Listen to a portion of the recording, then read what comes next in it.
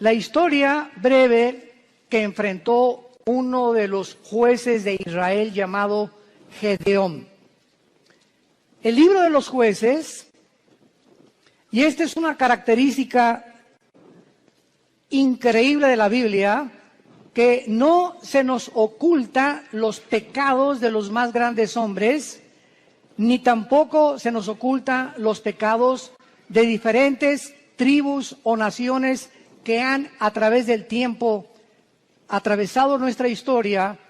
Y el libro de los jueces se puede considerar en el Antiguo Testamento que fue la época más oscura de la historia de Israel, donde más apostasía hubo, porque hubo aproximadamente 13 jueces en un periodo, estamos hablando de 400 años. O sea, el libro de los jueces cubre un periodo de 400 años. Cubre 7 apostasías, 7 esclavitudes bajo 7 naciones paganas y 7 liberaciones de Dios. Este libro es un libro que contiene, vuelvo a repetir, la historia de este pueblo de Dios que es Israel, donde continuamente estaban ellos alejándose de él. Y Dios iba y los recogía.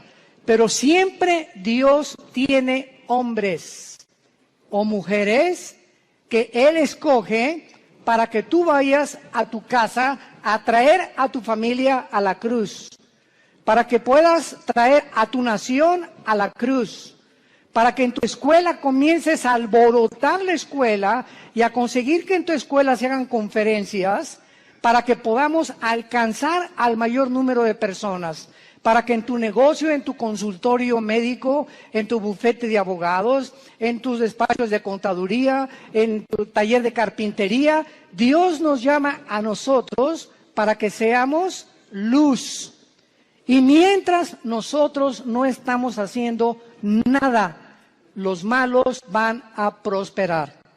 Decía un gran hombre que la maldad existe porque los buenos no hacen nada.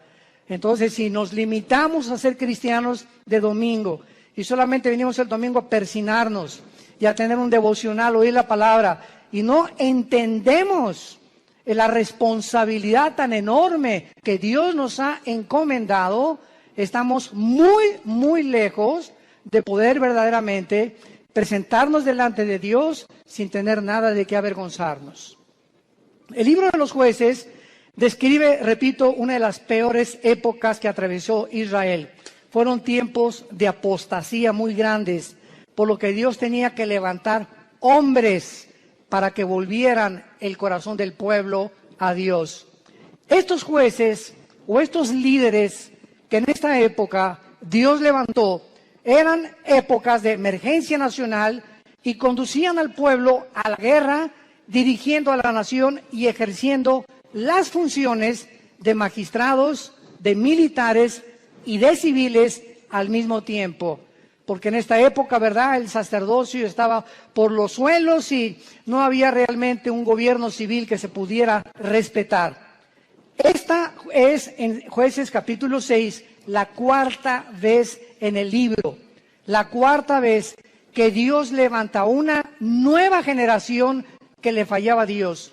Y esta generación había sido cautivada por el mundo. Era una generación donde vivían, y vamos a comparar esta época, que por eso escogí este capítulo, con la crisis emocional, social, política, diplomática y emocional que estamos viviendo tú y yo en este siglo XXI al cual hemos entrado. Esta generación, ¿verdad?, dejaron de vivir separados para Dios y a desear el estilo de sus vidas mezclándose en las fiestas, en las diversiones, en todos los ritos paganos, con un cristianismo completamente diluido. El mensaje que se propagaba ya no era el mensaje del evangelio como ahora en nuestra época. Mi esposo y yo, que hemos estado viajando estos últimos meses, cada vez nos encontramos con todos los cristianos o iglesias a donde vamos, aquí, fuera de México, en Estados Unidos, buscando una iglesia que les dé alimento espiritual. que les dé una sana doctrina, que puedan realmente sentirse edificados con la palabra de Dios, y están buscando por todos lados por la forma tan diluida en la que el Evangelio se ha propagado. Y al mismo tiempo vivimos una época de cinismo espiritual. Hace algunos días yo estaba en una conversación con una persona que conozco hace muchos años en Cristo. Bueno, este es solamente como un ejemplo de introducción al libro de los jueces. Y esta persona yo la conozco ya hace muchos años. Es más, él vino y se convirtió bajo nuestro ministerio. Y entonces yo oí hace como algunos meses que él había abandonado a su esposa y había abandonado a sus hijas. Y se había ido, pues, desde luego con un amante, ¿verdad? Con otra muchacha, su secretaria, o no sé, no importa quién haya sido. Entonces me encuentro yo a esta persona y comienzo a decirle, oye, ¿qué fue lo que sucedió? ¿Verdad? Que estoy en mi corazón partido a la mitad por lo que tú has hecho. ¿Y saben ustedes lo que me contestó esta persona que tenía aproximadamente o tiene casi 15 o 20 años en Cristo? Bueno, pero ya nos perdonó Dios. Le digo, bueno, te perdonó a ti. No es que mi esposa pues ya también anda buscando otro. Pues claro, le dije, no se va a quedar a vestir santos. Si tú te vas con la amante y te casas con la otra, tu esposa no se va a quedar esperarte toda la vida. Entonces no vengas con ese cinismo y decirle, pues ella ya arregló su vida, ya nos perdonamos los dos y ya me perdonó Dios. Inmediatamente lo que yo detecté fue lo siguiente, que hay cantidad de personas que se llaman cristianas y que piensan de la misma forma, total que Dios me va a perdonar y me puedo divorciar. Y ya que me case con otro y forme otro hogar, entonces ya Dios me puede perdonar y comienzo nuevo. Porque él me dijo, bueno, ¿y ahora qué sigue? Le dije, lo que seguía era lo siguiente. Si tú abandonas a tu esposa por adulterio y por otra mujer, tú te arrepientes de tus pecados y esperas que tu esposa te perdone y te esperas antes de casarte a que se case ella primera para que tú quedas libre. Esa es la forma en la que la Biblia nos traza el divorcio, el adulterio. Para Dios es algo gravísimo el divorcio, gravísimo, porque es la santidad más grande que existe y la institución más santa que existe, el matrimonio. Y ahora por cualquier cosa, todo el mundo busca, hasta porque no me cocina bien, me busco otra cocinera. Es increíble la ligereza en la que la sociedad se encuentra actualmente. Y de acuerdo a la Biblia, la única causal de divorcio es el adulterio. Nada más. Que me pega, pues te esperas y oras por él y se separan temporalmente, pero es el adulterio la única razón y el abandono de hogar, que el gavilán te pega y se va con otra, que abre la jaula y que vuele lo más lejos que pueda. Pero bajo ninguna otra circunstancia la Biblia aprueba el divorcio. Todo esto lo vamos a tratar en el seminario de matrimonios allá en la Riviera Maya. Estoy preparando una serie de mensajes tremendos. Los esperamos que nos acompañen ahora en octubre. Y este es solamente un caso de cómo vivían los jueces. Era un tiempo de cinismo espiritual. Era un tiempo en que todo lo tomaban a la ligera. Al cambio que Dios me perdona. Esto se llama tomar la gracia con libertinaje. Aprovecharse de la gracia de Dios y vivir una vida de libertinaje, pues al cambio que Dios me perdona. Vamos a ver estas crisis en la época de Gedeón. Capítulo 6, del 1 al 5, veamos el escenario en el que se encontraba Gedeón. Los hijos de Israel hicieron lo malo ante los ojos de Jehová, y Jehová los entregó en mano de Madián por 7 años. Recordemos que Madián era uno de los hijos de Cetura, la segunda esposa de Abraham. Cuando se murió Sara, se casó con Cetura y de ahí nacieron los madianitas. Lo podemos ver en Génesis capítulo 25. Entonces los madianitas eran primos hermanos de los israelitas o medios hermanos de los judíos. Y la mano de Madián prevaleció contra Israel. Y los hijos de Israel, por causa de los madianitas, se hicieron cuevas en los montes, cavernas y lugares fortificados. Pero pues sucedía que cuando Israel había sembrado, subían los madianitas y amalecitas y los hijos del oriente contra ellos subían y los atacaban. Y acampando contra ellos, destruían los frutos de la tierra hasta llegar a Gaz. Y no dejaban que comer en Israel ni ovejas, ni bueyes, ni asnos. Porque subían ellos y sus ganados, y venían con sus tiendas en grande multitud, como langostas. Ellos y sus camellos eran innumerables, así venían a la tierra para devastarla. No cabe duda que podemos nosotros, con esta introducción, poder comparar la época en la que nosotros estamos viviendo y el paralelo tan grande que existía en los tiempos de Gedeón y nuestro tiempo actual. Vemos en estos primeros 5 versículos la primera clase de crisis. Estaban atravesando una crisis social y de mucha violencia. Israel se había abandonado de los caminos de Dios. Dios los entrega en manos a enemigos, porque esta es la forma como Dios trata con todos nosotros. Dice la Biblia que mientras estamos en la luz, 1 Juan capítulo 1, la sangre de Cristo nos limpia de todo pecado. Bajo la luz, el diablo, los demonios no pueden meterse con mi vida, ni con mis hijos menores de edad, porque estoy bajo la protección de Dios. En el momento en que nos movemos y regresamos a la dimensión de las tinieblas, que es donde Satanás tiene acceso, Satanás no tiene acceso a la luz. Dios es luz y no hay tinieblas en él. Entonces las tinieblas están relacionadas con el pecado. El momento en que tú pecas, o ya traes una mujer en tu mente que no es tu esposa, o ya metiste pornografía a tu casa, o ya comenzaste a hacer cosas que son desagradables a los ojos de Dios, sin que tú te des cuenta, si tú mantienes este tipo de vida, comienza el cerebro y las emociones a ser afectadas, y entonces viene lo que se llama el engaño, donde comienzas a engañarte, porque el pecado tiene el poder de engañarnos, y comienzas a convencerte que no estás tan mal. No, esa es una prostituta, esa sí está mal. No, yo no soy con mi compadre si es borracho, parrandero y jugador. Yo por lo menos estoy casado con mi esposa y tengo mis aventuritas, ¿verdad? De vez en cuando, una canita al aire, pero de vez en cuando. Y Dios es un Dios que dice la Biblia, sus párpados nos examinan y nuestros caminos están delante de Él las 24 horas del día. Y cuando viene el engaño, cuando vienes tú a la iglesia a oír la palabra de Dios como los domingos o los estudios entre semana que muchos de ustedes toman o en el ITI, el propósito de Dios al exponernos a su palabra es abrirnos el entendimiento para convencernos de pecado. Siempre que hay un mensaje de la Biblia, hay algo que el Espíritu Santo usa que se llama la convicción de pecado, porque solo Él, ni el pastor, ni tu compadre, ni nadie te va a convencer que estás mal más que la palabra de Dios.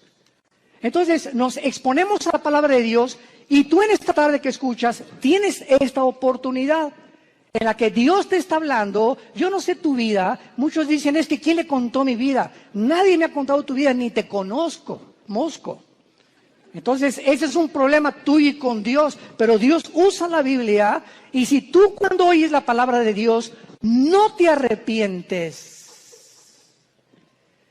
y sales por esa puerta igual que como entraste, viene lo que se llama la dureza del corazón, que se usa con la palabra porosis en el griego, que es cuando un carpintero o una persona que usa instrumentos de martillos y de cinceles está golpeando y golpeando hasta que te salen callos en las manos. Esto es un fenómeno muy interesante. Y cuando te salen callos, lo interesante que el callo no tiene células. Le metes al callo una aguja y no lo sientes. Trátalo, vas a ver cuando te salga un callo, porque es tejido muerto. Y esta palabra se usa en el hebreo y en el griego para describir la dureza del corazón que muchos cristianos comienzan a tener, donde llega el momento que la palabra, como una espada que quiere cortar, ya no corta, porque ya perdiste la sensibilidad al Espíritu Santo, y entonces cuando llegas a ese punto donde ya no eres sensible a la palabra de Dios y que no te das cuenta cuán duro está tu corazón, si eres una persona regenerada por el Espíritu Santo y realmente naciste de nuevo, eres un hijo y eres una hija de Dios, Hebreos 12, Dios te va a disciplinar.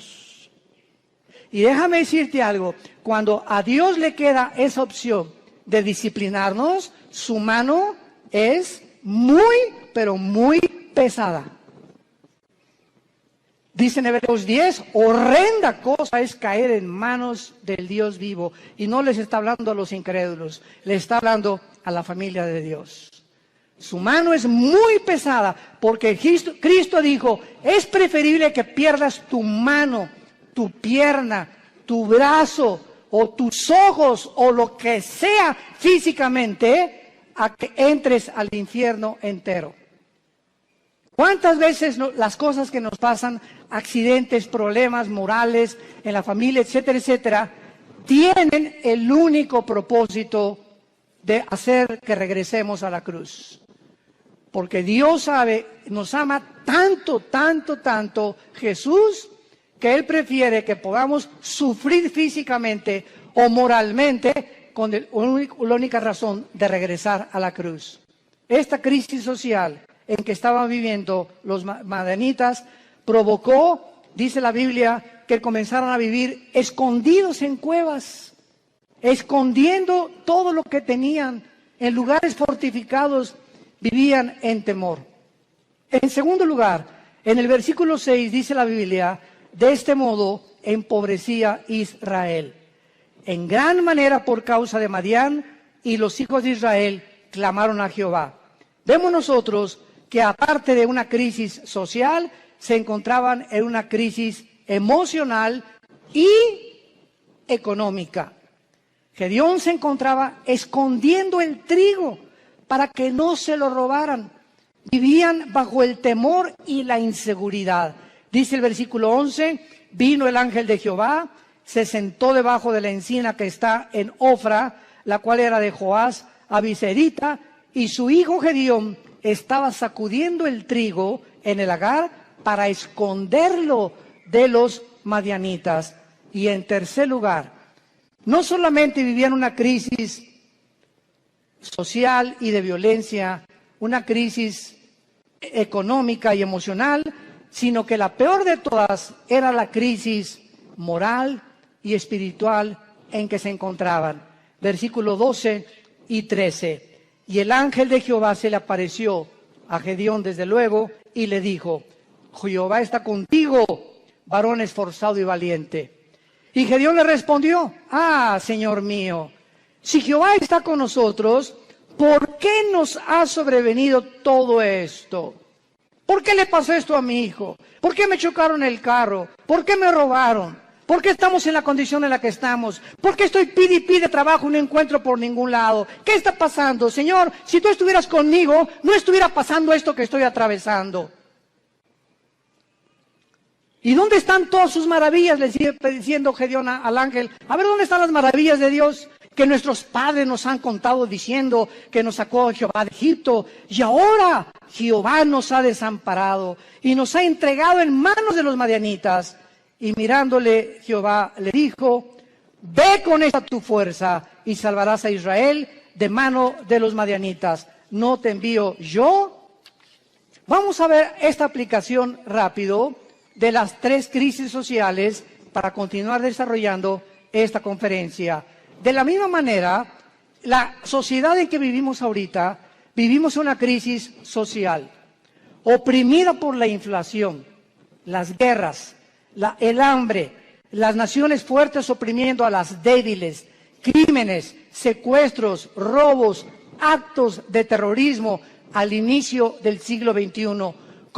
Agreguémosle esto, que vivimos, escuchen esto, vivimos la confusión política y diplomática más grande de la historia. Vivimos la confusión política más grande y diplomática de la historia. Podríamos decirle nosotros que nacimos después de la Segunda Guerra Mundial, que desde la Segunda Guerra Mundial, que Estados Unidos se levantó como la supremacía política, económica y militar del mundo, seguido por la Unión Soviética o las repúblicas socialistas soviéticas, hasta el siglo XXI hemos entrado a un punto donde ya entre las mismas naciones, a pesar de la grande tecnología y los avances científicos que tenemos, nos encontramos tan confundidos políticamente, donde ya los gobiernos del mundo ya no saben qué sistema de gobierno utilizar, si socialismo, si comunismo o socialismo y comunismo mezclarlo, si democracia, si monarquía, porque los sistemas que se han probado hasta el siglo XXI, las mismas democracias han fracasado. El siglo XX demostró que el comunismo no era un sistema que se podía aplicar a ningún gobierno del mundo. Como lo dijo Mikhail Gorbachev en su libro La Perestroika. Vemos ahora que la democracia, pues se siguió el patrón de la democracia y el modelo de la democracia, porque era Estados Unidos el que iba como líder. Y los países dijeron, bueno, pues si en Estados Unidos el mejor vestido, el país mejor vestido, el mejor alimentado, el que más guerras ha conquistado, guerras ha ganado, y el que sacó al comunismo, al fascismo y al nazismo del siglo XX, vamos a seguir ese modelo. Y vemos ante nuestros ojos, al entrar aquí al siglo XXI, los que venimos desde el siglo pasado, que la democracia es una fanfarronería ya. Ya no es cierto que hay democracia, no es cierto que el pueblo gobierna, no es cierto que hay respeto por las instituciones. Vivimos una confusión, un caos político y diplomático, donde todos los sistemas se están derrumbando a nuestros ojos, todas las ideologías se están desmoronando, todo está cayendo delante de nuestros ojos, y ahorita los jóvenes, nunca, como en los últimos 10 años, había habido tantos suicidios de muchachos de 8 a 16 años. Nunca había habido tantos suicidios. Los jóvenes se están quitando la vida, no quieren vivir en el mundo que tú y yo vivimos. Y ahí están muchos de nuestros hijos también. Dichosos los padres que tienen una educación cristiana a sus hijos. Dichosos sean. ¿Por qué? Porque se están cansados de tantas mentiras, de tanta hipocresía que ven por todos lados. Y cuando nosotros, que se supone que somos la única luz, les mentimos y nos ven que somos completamente unos farsantes en el hogar, y peleándome enfrente de ellos y con mi esposa y yo, y dándoles un mal ejemplo, ¿qué les queda a los jóvenes? Si no es Jesús, ¿quién más entonces dicen ellos? Si Jesús no funcionó en mis papás, ¿cómo va a funcionar conmigo? Y en el día del juicio y el día del tribunal de Cristo daremos cuentas de todas estas ingratitudes y deslealtad que tuvimos hacia Dios. Vivimos un mundo de confusión y de crisis social. En segundo lugar, vivimos también, como en los tiempos de Gedeón, una crisis emocional y económica. La mayor parte del mundo ahorita está tratando por todos los medios de esconder su dinero. ¿En qué puedo invertir mi dinero? No se imagina la cantidad de correos que nos llegan. Oiga, ¿qué me recomienda, pastor? ¿Comprar euros o en el dólar o en Wall Street o comprar bienes y raíces? Dicen que el dólar va a seguir cayendo, que viene un caos económico en Estados Unidos que va a hundir el peso aún más todavía, etcétera, etcétera. Y todas las cosas que comienzan a bambolearse, como dice en Hebreos 12, voy a sacudir los cimientos del mundo, la economía, la política, los temas, todo va a comenzar a bambolearse. Así vivimos un mundo donde comenzamos a ver que todo es inestable, todo, no hay nada firme, todo está cayéndose a nuestros ojos, la moral por los suelos, como lo vamos a ver también, la política, la economía, la ideología, todo. ¿Qué entonces hacemos los cristianos? Vivimos una época de crisis, ¿quién lo puede negar? ¿Qué vamos a hacer entonces con el dinero?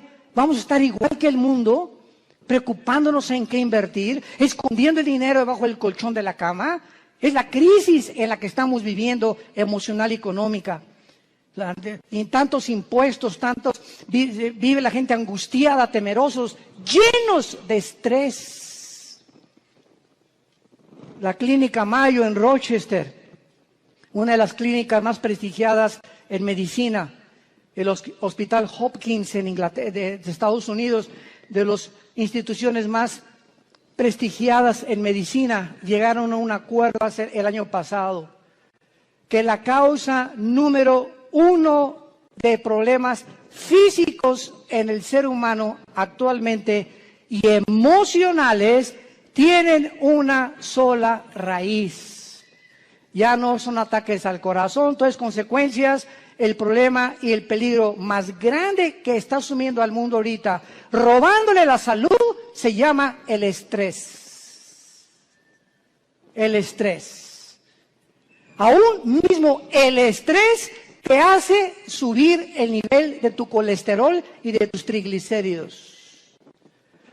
Así que si tú eres una persona que fuiste al médico y tienes más de 200 de colesterol arriba, o tu glucosa pasa de los 100 puntos, etcétera, etcétera, y tú dices, bueno, voy a entrar a una dieta, y crees que con la dieta se va a mejorar, claro que te va a ayudar, pero si no va acompañado con la paz en tu vida, y tú puedes estar comiendo todos los días lechuga y convertirte en el bunny bugs, en el conejo.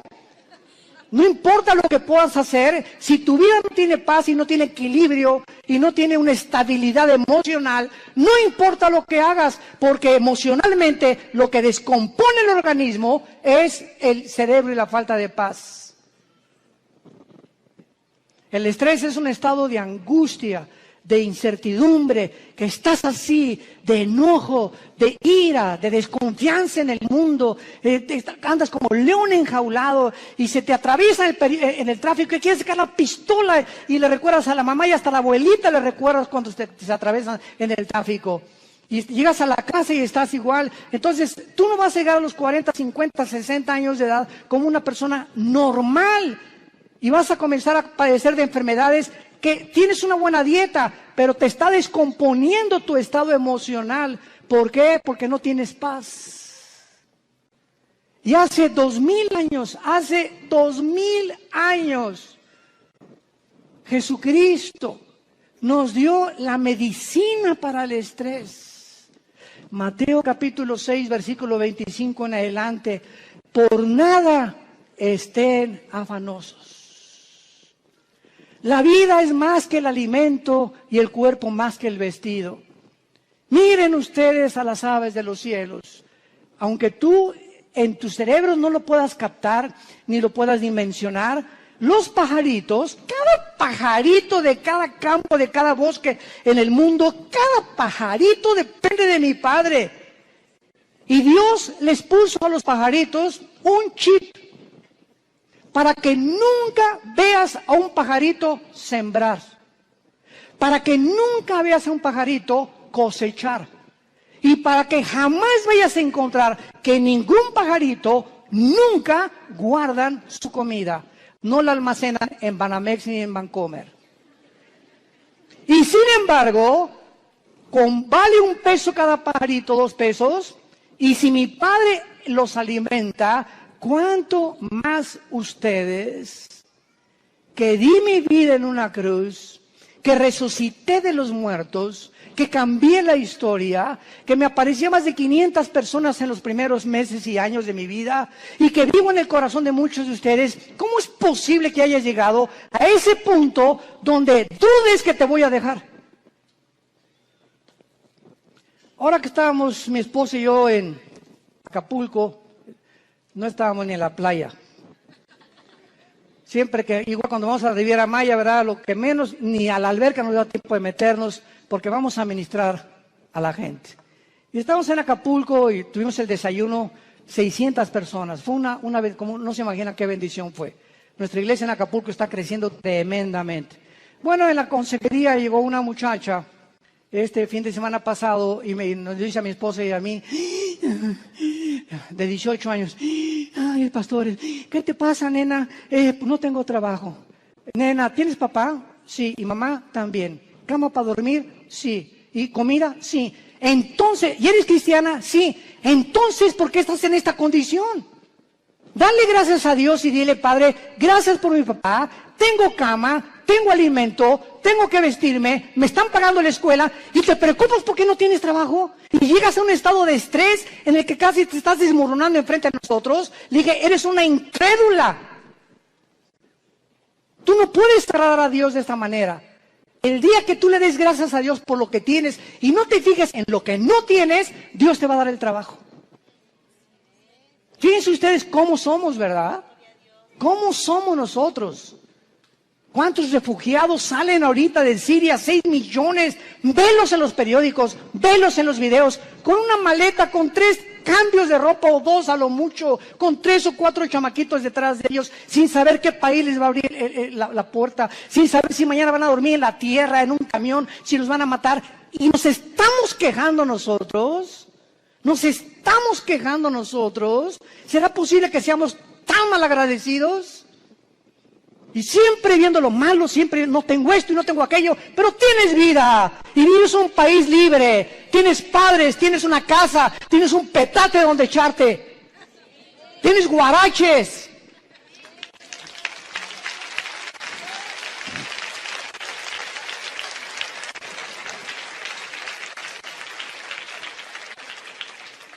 Vivimos una crisis moral y una crisis espiritual, no cabe duda. Y tenemos que entender que no es como comenzamos, recuerda esto, sino como terminamos lo que vale delante de Dios. Como este muchacho que comenzó muy bien, 20 años discipulándolo, ya se va con una otra chamaquita y deja a su esposo y todo. Le digo, recuerda que no es como comenzaste, es como terminaste. Y estás terminando mal, le dije, vas mal y vas a acabar mal. Comenzaste muy bien, pero todo aquello que tú hiciste no te será tomado en cuenta, porque lo que importa es cómo llegamos a la meta. Lo que va a contar delante de Dios. Pues hice un asilo para ancianos, y hice un orfanatorio para niños, eso fue del pasado. Hoy, si tú mueres, hoy en la noche, ahorita saliendo te atropella un camión, se te avienta encima un camión de 10 toneladas. Y te da como tortilla aplastado y llegas al cielo ahorita mismo en la tarde. ¿Qué le vas a decir a Dios? ¿Qué hiciste con tu vida? Lo alabaste, lo bendeciste. ¿Cuánto de tu tiempo se lo dedicaste a Él? ¿A cuántas personas les hablaste de Jesús? ¿A cuántas personas de tu familia ya has traído a la cruz? Hoy, ¿qué es tu vida? Tú no sabes si hoy es el último día que vivimos. Nadie lo sabe. En Hebreos capítulo 6 hay una exhortación muy fuerte y se nos dice, Hebreos 6, 11 y 2. Pero deseamos que cada uno de ustedes muestre la misma solicitud hasta el fin. Otra vez, no es como comenzamos, sino mantener el mismo ritmo. Por eso se compara la vida cristiana con los maratones en Hebreos 12.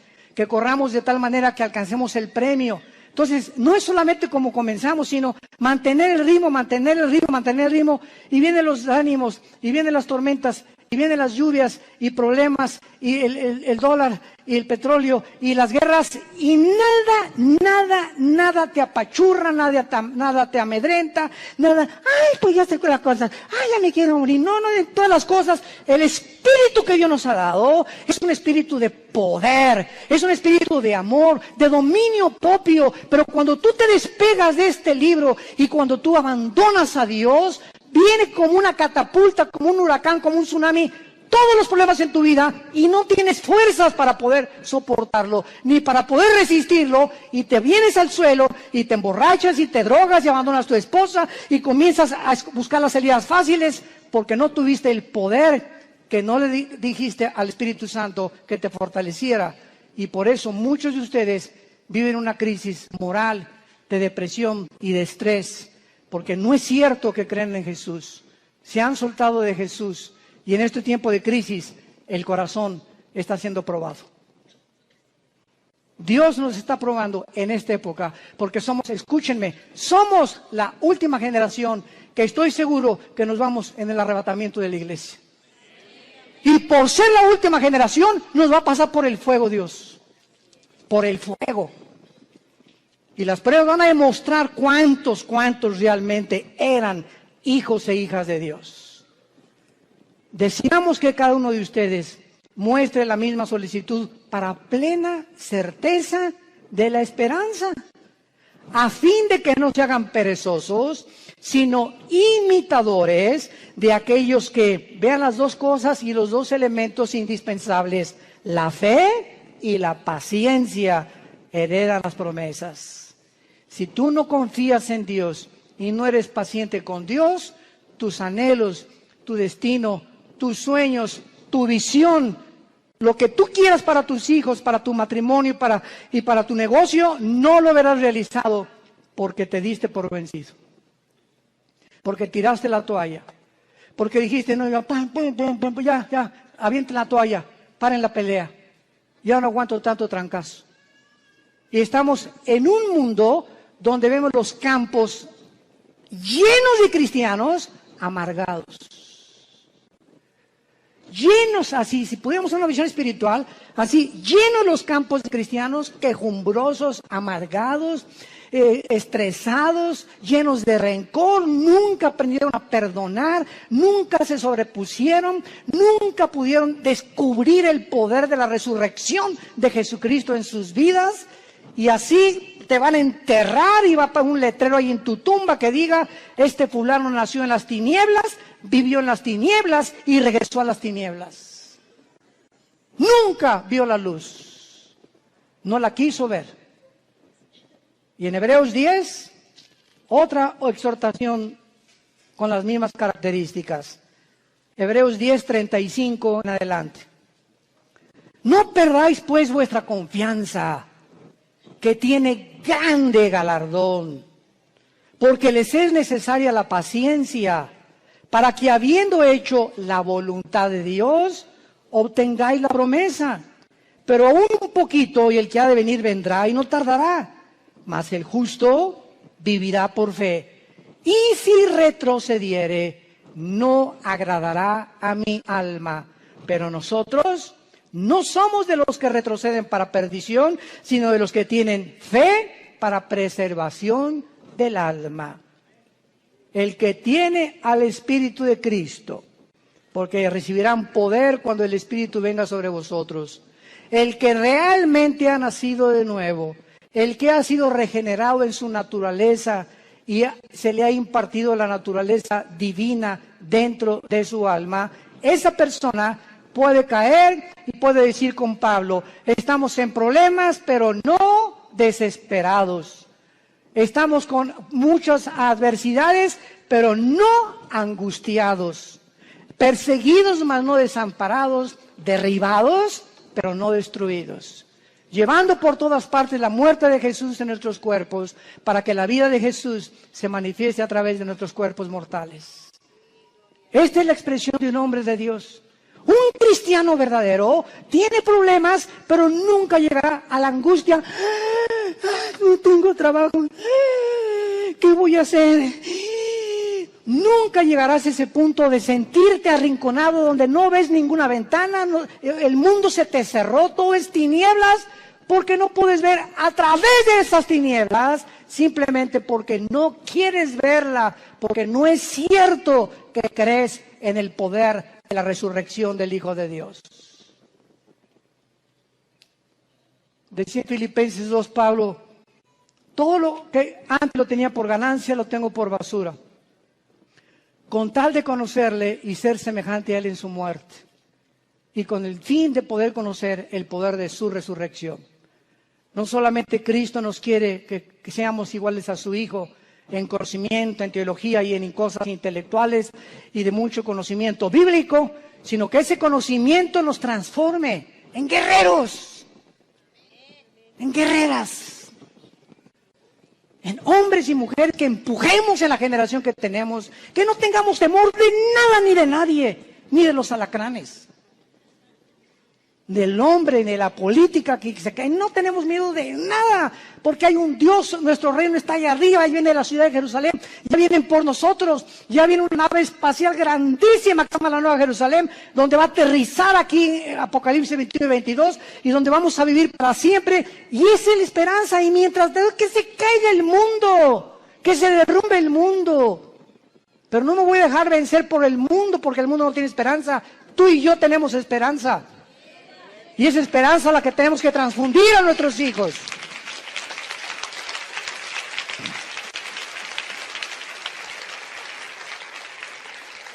No caigamos en lo que al principio Gedeón estaba cayendo. Si Dios existe, ¿por qué me está sucediendo esto? ¿Por qué Dios no me sale de mis problemas? ¿Por qué me permitió Dios que me casara con esta persona? ¿Por qué Dios me ha abandonado? Cuando entramos en ese punto de depresión, es tan difícil que podamos nosotros salir de él. En el versículo 14 de Jueces 6 de nuestro pasaje, vemos que Dios habla en tiempos de crisis. Y mirándolo Jehová, le dijo, ve con esta tu fuerza y salvarás a Israel de mano de los madianitas. ¿No te envío yo? Ante todos estos cuestionamientos de inseguridad, ese es el problema. Que estamos viendo alrededor lo que el mundo, las noticias y cómo el mundo se está desmoronando ante nuestros ojos, pero no vemos el poder que tenemos dentro del Espíritu Santo. ¿Por qué creen que Dios nos dio el Espíritu Santo? Dice, les daré poder, porque no lo tenemos. Y es un espíritu de poder, es un espíritu que nos va a hacer sobreponernos a todo lo que atravesemos. Aunque pasemos por el fuego no nos quemará, por el agua no nos ahogaremos. Y aunque un ejército nos rodea a nuestro alrededor, Jehová es mi luz, mi salvación y mi esperanza. No temeré de nada ni de nadie, Él es mi pastor, nada me faltará. Aunque ande en valle de muerte, no tendré miedo de nada ni de nadie. Y todo este espíritu y toda esta capacidad que tenemos dentro es precisamente para vencer al mundo. Y dice 1 Juan capítulo 5, todo el que es nacido de Dios vence al mundo. Y esta es la fe que ha vencido al mundo, nuestra fe. Entonces tenemos que entender, si no somos vencedores y somos un grupo de cristianos tirados, quejumbrosos, tirándose, ni hacen almas y te dejas llevar con todas las malas noticias del mundo y por acá y por allá, simplemente es porque te has desconectado de la fuente de energía. Porque separados de Él, nada podremos hacer. De la misma manera, Dios te habla y te dice lo mismo. Te he llamado para enviarte a tu familia. ¿Por qué crees que te salvé, dice Dios en esta tarde? ¿Por qué crees que tú fuiste el primero en tu familia en conocerme?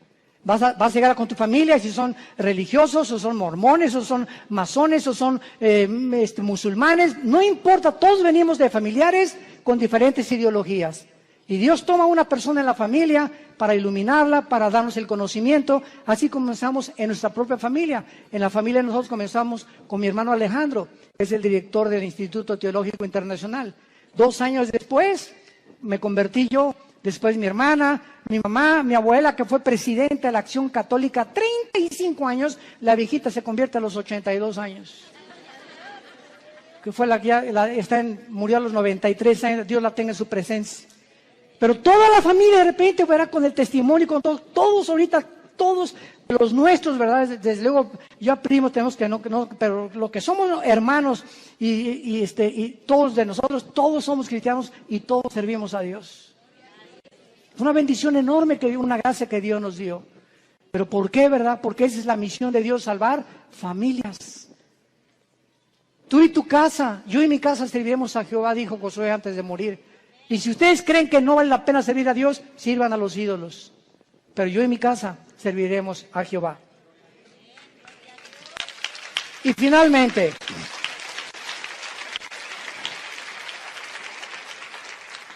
Gedeón le responde a Dios, versículo 15 y 16. Entonces le respondió, Señor mío, ¿con qué salvaré yo a Israel?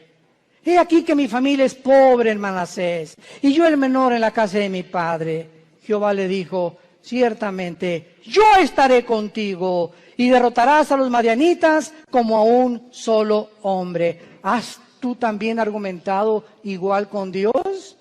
Señor, pero ¿cómo salvaré a mi familia? ¿Cómo les puedo testificar si soy débil? ¿Cómo me pones a mí de maestra escuela dominical si con trabajo sé enseñar? ¿Cómo me quieres mandar a mí de misionero si tengo miedo de los afganistanes ahí en Venezuela? ¿Cómo me mandas a mí de estas cosas? Y siempre estamos viéndonos nuestras capacidades. Siempre estamos viendo lo que nosotros podemos o no podemos hacer. ¿Cómo no me van a mí escuchar si en mi clase les hablo? Pues soy tartamudo, Señor. No veas tu tartamudez, no veas tus discapacidades, no veas tus debilidades, velo a Él. Eso fue lo que Moisés le dijo también. ¿Cómo me mandas a Faraón? Y le dijo Dios, ¿qué no hice yo el oído y no hice yo la boca? No tengas miedo, vas en mi nombre y yo te daré el poder y la capacidad que ni siquiera conocías, porque cosas que están ocultas y que no han consumido el corazón del hombre y que el hombre no ha conocido son las que Dios tiene escondidas y guardadas para los que le aman y creen en Él. Ve, sé valiente, ve con tu familia, sé valiente con tus amigos, sé valiente en tu trabajo, háblales del Señor, háblales de Cristo. Tú no te imaginas, cuando acabes de hablar, te vas a preguntar, ¿fui yo? Así es, comenzamos a desconocernos. Yo antes de subir un púlpito, ¿verdad? Estuve 3 años de misionero, primero en la sierra. Ahí comencé yo de misionero, lo comentaba ahorita en la mañana al pastor César. Durmiendo en pisos de adobe entre Oaxaca y Guerrero, en la Costa Chica, en la Costa Grande, del 77. Este año, con la gracia de Dios, cumplo 40 años de servir a Dios. Este año. Gracias a Dios. Pero comenzamos. Dormíamos en ladrillos envueltos en periódicos, me dio malaria, me dio tifoidea 2 veces, temperaturas de 40 grados, si no había un doctor por ahí, yo no estaría vivo ahorita. Y en esos 3 años yo entiendo ahora que es la forma en la que Dios me quería forjar, para que ya entrara yo al ministerio en el 79 con el grupo de Luis Palau, y en el 81 formamos Vida Nueva para México, ya comenzamos las iglesias en los 80s, pero ha sido unas etapas y un proceso de quebrantamientos, de humillaciones, de pobrezas. No teníamos ni para comer, comíamos lo que arrancábamos de los árboles, lo que yo pescaba ahí en Acapulco. Era una crisis tremenda, y todo ese tiempo fue un tiempo de prueba, de quebrantamiento delante de Dios. Pero sabe una cosa, cuando uno pasa eso, uno pierde el miedo, el temor a ser pobre. Porque si ya pasaste por eso, ¿verdad? Hay aquellos de los piruration. Pero cuando uno fue pobre, y pobre, pero pobre, que duermes en un piso de adobe, y no tienes ni siquiera un cojín donde poder dormirte, ya no le tienes miedo a la vida. Le pierdes el miedo a la vida. Porque sabes que sobre cualquier cosa lo peor que te pueda pasar es eso, y más de allá, la muerte. Y para nosotros es ganancia. Y finalmente, Gedeón, una vez que él comienza a adquirir conciencia de que no es él y que es Dios el que le ha llamado, vemos nosotros que Gedeón, en el versículo 18, lo primero que hace es, le dice al ángel de Jehová, que era Cristo desde luego, ven a mi casa y te voy a poner ofrenda. Y él respondió, esperaré que vuelvas. Entrando Gedeón preparó un cabrito y panes, etcétera, etcétera. Entonces el ángel de Dios, ya que tenía toda la ofrenda, le dijo, toma la carne y los panes sin levadura, ponlo sobre esta peña y vierte el caldo. Y él lo hizo así. Y extendiendo el ángel de Jehová el báculo que tenía en su mano, tocó con la punta la carne y los panes sin levadura, y subió fuego de la peña, el cual consumió la carne y los panes sin levadura. Vemos nosotros que lo primero que hizo Gedeón fue inmediatamente, después de recibir las noticias, buscar una ofrenda a Dios. Lo primero que un hombre y una mujer cambian cuando comienzan a conocer a ese Dios todopoderoso es que no existe, ni he conocido yo a ningún cristiano grande y poderoso y maduro en el Señor que no sea generoso. Porque es la avaricia y la envidia y la codicia de los bienes materiales lo que nos impide a muchas personas recibir las bendiciones de Dios. Gedeón buscó una ofrenda inmediatamente. ¿Qué le podemos nosotros ofrecer ahora a Dios? Romanos 12:1. Número 1, nuestro cuerpo. Síganme con mucho cuidado. Presentar vuestros cuerpos en sacrificio vivo. Romanos 12:1. Santo, agradable a Dios, que es vuestro culto racional. En el original griego dice, es la manera más racional para vivir. Si tú quieres servir a Dios, lo primero que comienzas es cuidar tu cuerpo. Y no solamente de lo que comes, sino también sexualmente. Nadie puede servir a Dios cuando hay una sensualidad o una sexualidad no controlada. El hombre más sabio de la historia, Salomón, y el hombre más fuerte de la historia, Sansón, los dos fueron vencidos por una mujer que no era su esposa. Y aquí está en la Biblia como ejemplo para que podamos aprender a no confiar en nosotros mismos. El que mire que está firme, mire que no caiga. No jueguen con el pecado sexual. No juegues ni te dejes tocar por tu novio. No toques a tu novia si la quieres. ¿Por qué? Porque eso es santo delante de Dios. No salten a privilegios, jóvenes que me escuchan, que no les corresponden. Espérate hasta el matrimonio. El acto sexual es solamente permitido por Dios y grandemente bendecido dentro de la esfera del matrimonio. Nunca el acto sexual será bendecido antes o ya casado con otra persona que no sea tu esposa, que se llama adulterio. Mientras nuestros cuerpos no sean santos delante de Dios y no tengamos limpia el alma sexualmente y también físicamente, ¿verdad?, una alimentación adecuada, vamos a impedir nuestro avance y las cosas grandes que Dios podía haber hecho con nosotros, no las hará. Dios busca hombres y mujeres santos en toda su manera de vivir, para ser usados como instrumentos a un Dios que es santo. Dice en 2 de Timoteo, Pablo, en una casa hay trastos sucios, en tu casa tienes en el fregadero vasos sucios y tienes en la vitrina vasos limpios. Si llegan invitados, ¿qué vasos usas? Los limpios. Y así, en el servicio a Dios, hay cristianos sucios que están en el fregadero ahorita. Ahí están, Dios que está queriendo lavarlos y no los usa Dios. Y quieres que te use Dios, pero no te puede usar porque no estás limpio, entiéndelo. Entonces, si hay algo que Dios quiere usar ahorita y no aprovechamos esa oportunidad, va a buscar a vasos limpios Dios, porque Él es un Dios santo.